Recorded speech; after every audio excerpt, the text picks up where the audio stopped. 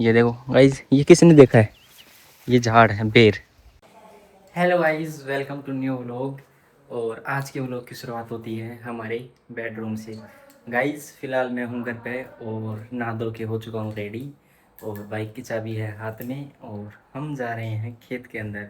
मैं जा रहा हूँ मम्मी के साथ खेत में पशुओं के लिए चारा लेने।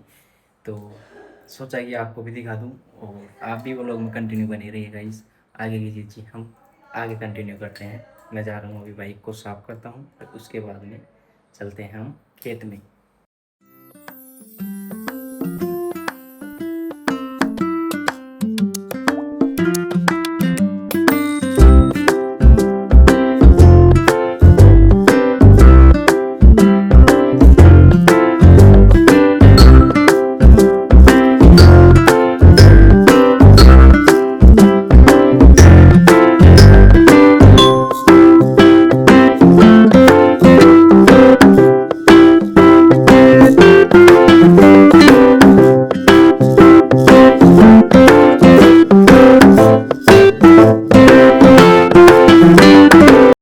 यार गाइस फिलहाल आ चुका हूँ खेत के अंदर और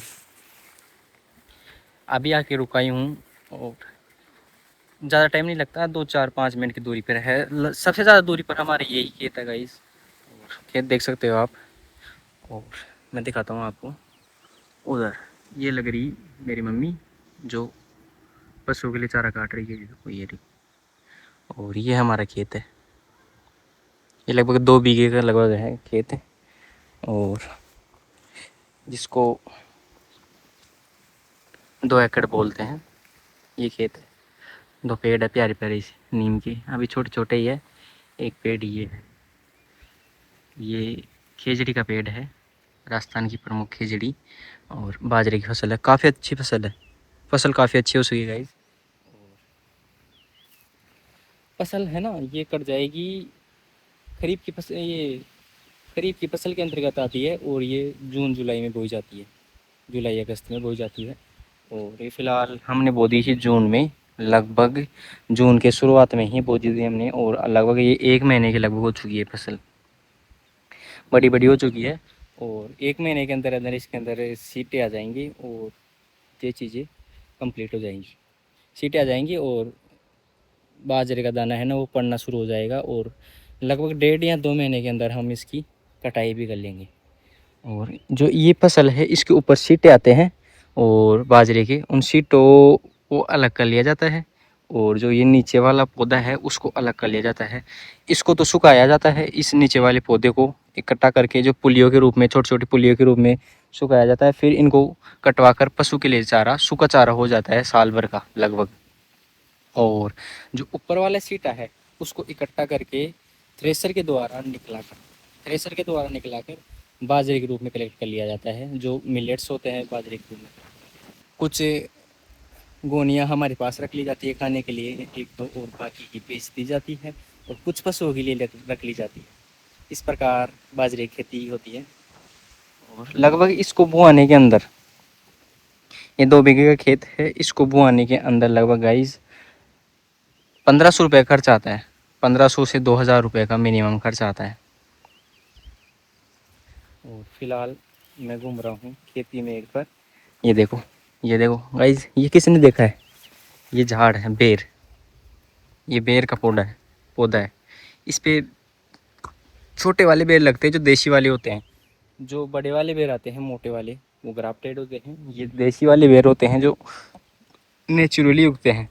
ये हमारे खेतों की मेड़ों पर काफ़ी ज़्यादा देखने को मिल जाते हैं।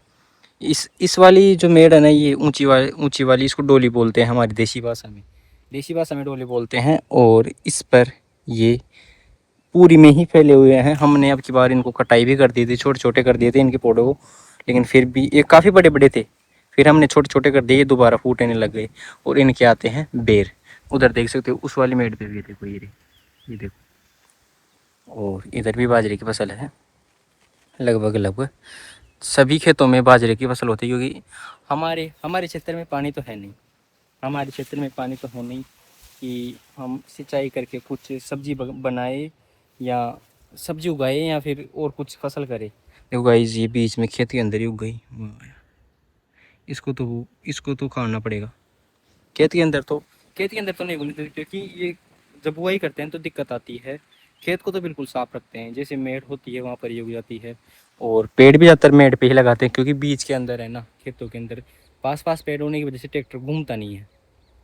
इसलिए मैं सोच रहा हूँ कि ये अपने खेत की मेड़ अभी लगभग पूरी खाली है, तो कुछ 2 4 5 पौधे लगा दूँ तो अच्छा रहेगा, ताकि हरियाली बने रहे, पर्यावरण का ध्यान रहे, सुरक्षित रहे। मैं पेड़ लगाने की सोच रहा हूँ। ये 3 पेड़ों को तो मैंने बचा लिया, ये बड़े बड़े हो गए काफ़ी। और एक बात ये भी है कि यहाँ पर जो पशु आते हैं या बकरी वकरी आती है, जब ये खेत खाली होते हैं तो इन पौधों को नीचे से खा जाती है, तो ये पौधे ग्रोथ नहीं कर पाते। 3 4 साल से छोटे पौधे थे, अब इनकी हाइट गई है ना, इसलिए ये बढ़ने लग गए, क्योंकि इतनी हाइट पर तो बकरियाँ चढ़ती नहीं है, इसलिए ये बढ़ने लग गए।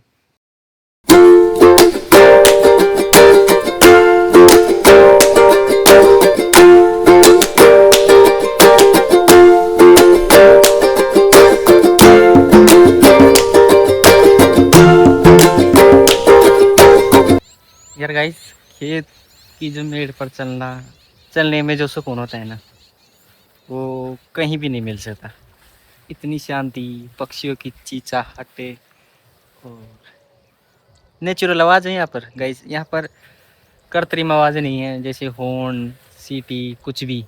यहाँ पर नेचुरल पक्षियों की आवाज़, इतनी शांति और मंद मंद चलती हवा। देखो गाइस, कितना प्यारा व्यू है, वाह यार। इसके अंदर जाऊँ क्या, बाजरे के अंदर? देखता हूँ, ये मेरी हाइट के बराबर तो आ गया है लगभग।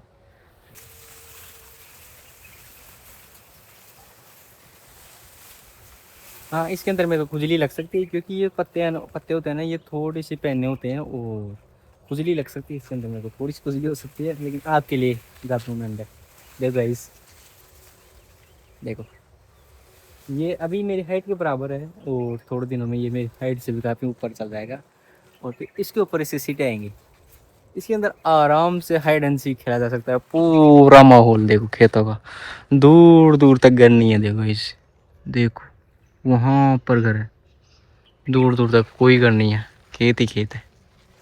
और इस शांति के बीच में आज हम खड़े हैं।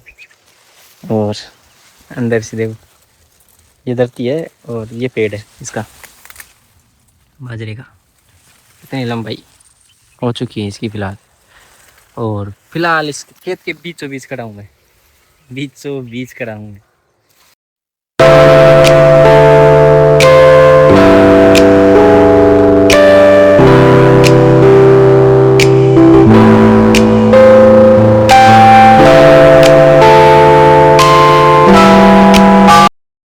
गाइस, बस हो गया चारा, अब फाइनली कट चुका है। देखो, ये गिरा हुआ है, इसको हम समेट के अब चलने वाले हैं घर की तरफ।